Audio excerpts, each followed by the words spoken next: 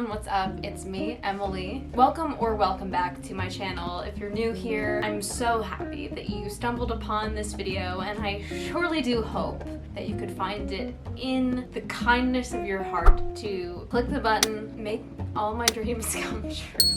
Anyway, today I wanted to make a video about getting out of a reading slump, specifically book recommendations to get you out of a reading slump. I've been in a lot of reading slumps. A lot of different things can put you in a reading slump. So I just wanted to give some recommendations for books that are really fast paced. They're not super long. They're just books that you can kind of get through quickly and they move. You'll be done like before you know it. They're meant to kind of like palate cleanse and get you back into the groove. These aren't even necessarily all books that I would give like a 5 out of 5. They're just really good books to just reset and get back into it with. If I'm in a reading slump, I want the text to be kind of big and like spaced out. Like if I'm in a reading slump, I'm not gonna want to open something that has like so many words on a page and it's really small and it's all squished together. That's not gonna make it move quickly. Like I just want something where I can again just feel like I'm flipping through the pages and get myself back into the rhythm of reading. So that's definitely something that I look for. And like books that are not over 400 pages. It needs to be something that I can look at and just go, this is gonna be so quick to read, like so digestible, so easy, so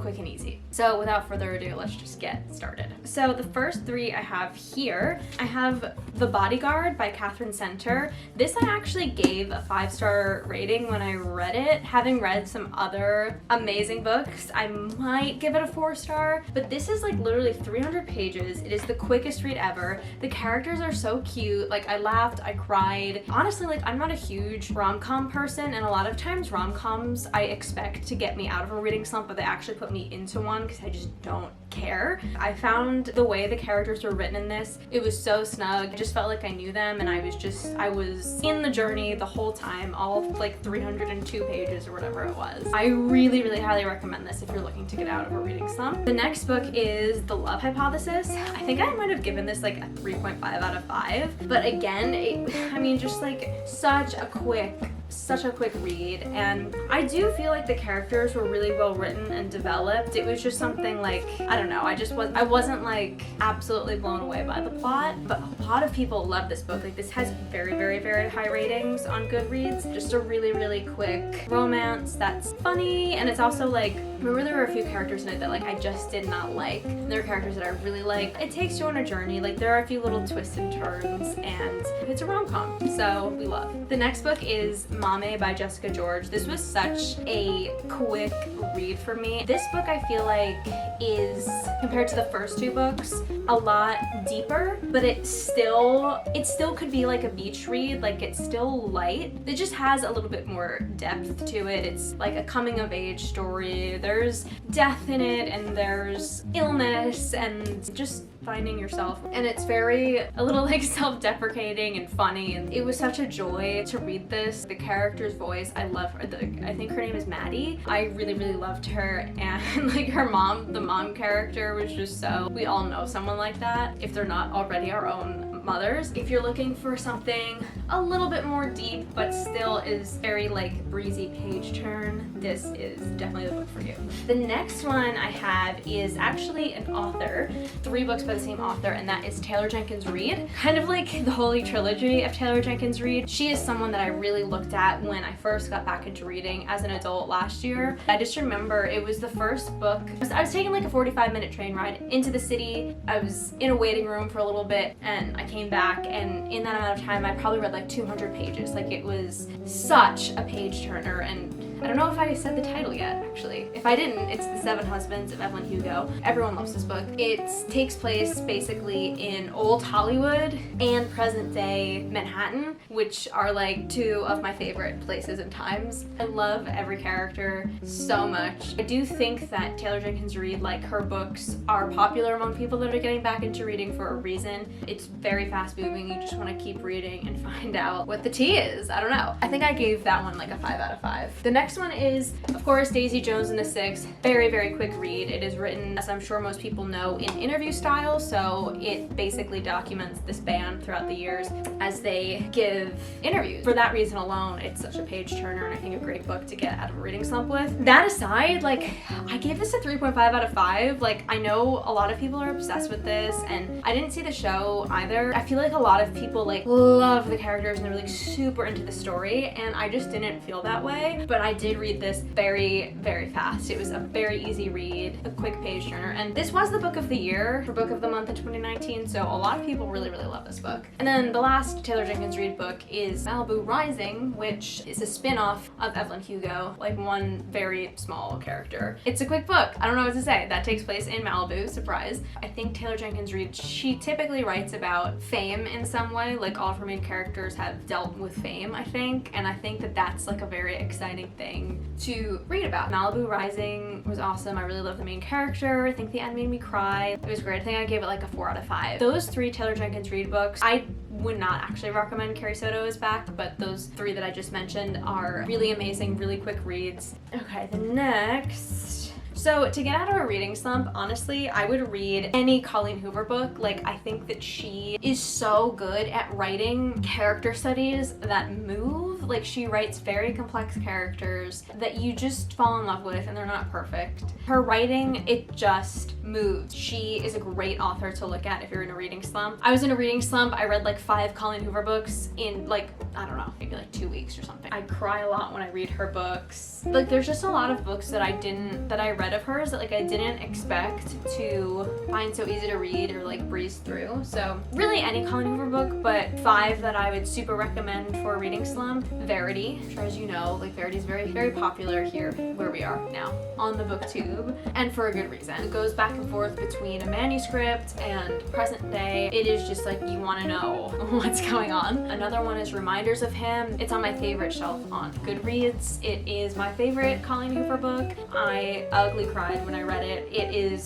so good, so emotional. And what I like about Verity and Reminders of Him is there are romantic elements in both of them, but they're not about 2 people like trying to get together really in the grand scheme of things. Like, they're about other things, which I do like romance, but if that's like the only thing that's in a book, there needs to be something else that's like driving the characters, that's not just the fact that they're like obsessed with each other. And I think Verity and Reminders of Him in very different ways both have that element. And another one I loved, very surprised by, I read this before it kind of like blew up again, it was Heartbones. Great summer read, great beach read, super quick, twists at the end. From the first page, you're just like right in a situation. That's what I love about Colleen Hoover too. Like, she doesn't fuck around when it comes to like the first few chapters. Like, you're just put right into a scenario. You're just thrown into it. When you're trying to get out of a reading slump, sometimes it's hard to start a book that's like very expositional and all that stuff. But Colleen Hoover's great because she really just like throws you into a circumstance and you're like, what's going on? Like, from the beginning. Another one I love is All Your Perfects. I was not expecting anything out of the ordinary from this one, and it was just so cute. I feel like people don't talk about it enough. I mean, it was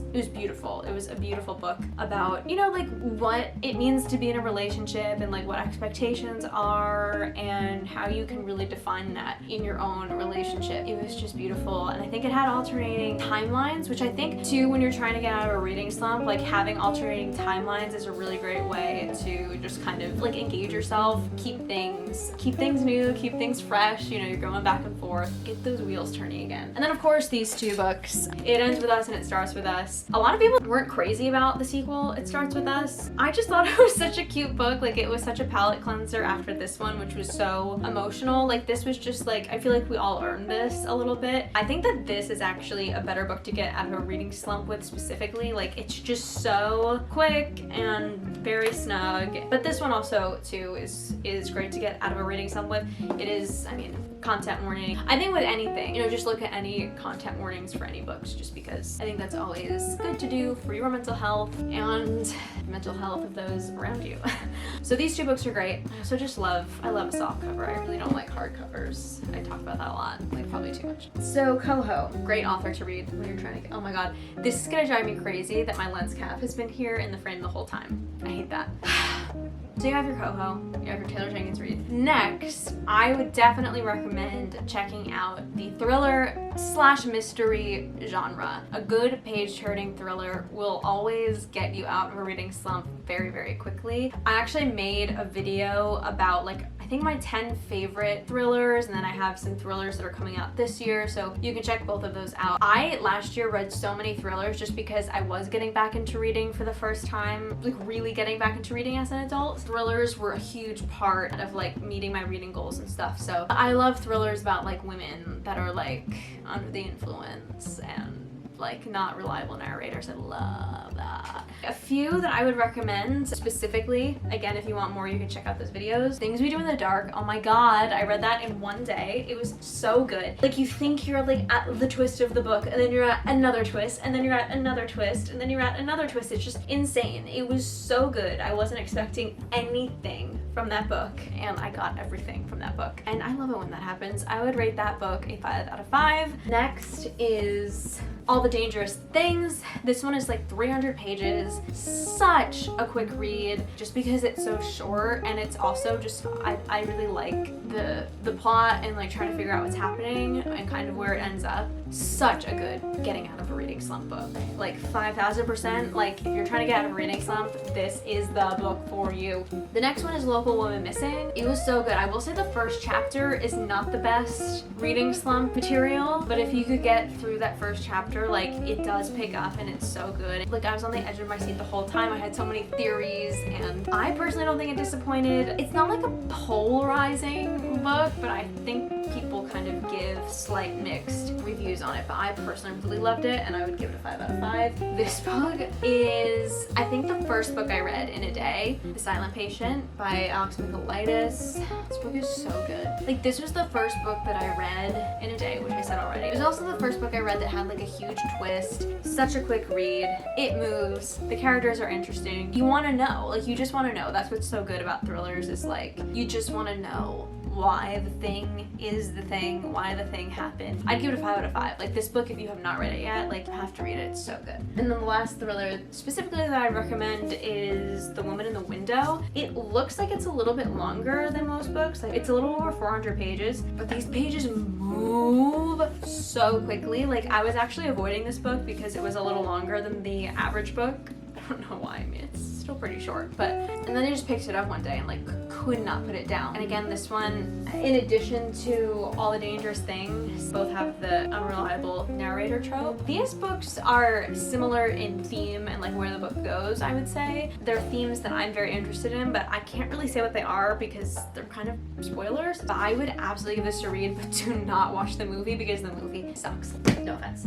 And then I recently read my first series, and I feel like subconsciously I was kind of deterred from reading book series because I thought that they would put me in a reading slump, because it's like you're basically committing to like reading thousands and thousands of pages of the same story essentially, and like if I'm in a book slump or I'm trying to get back into reading, that's a little overwhelming. I kind of leave this as an asterisk. There are some long books in the series, but god, if you have not read A Court of Thorns and Roses yet, you must read it. It's so good. This was really my first venture back into fantasy as an adult. The first book, it's like 400 pages, moves so quickly, throws you right into it, and all of the other books follow suit. The characters are so amazing. Like this was the longest book, the last one, and it's my favorite book of all time. I didn't want it to end. I read it as slowly as I could, but still read it very quickly. So this is like a very digestible fantasy series. There are limited moments of like strict world building. If you're looking to get into fantasy and you're in a reading slump,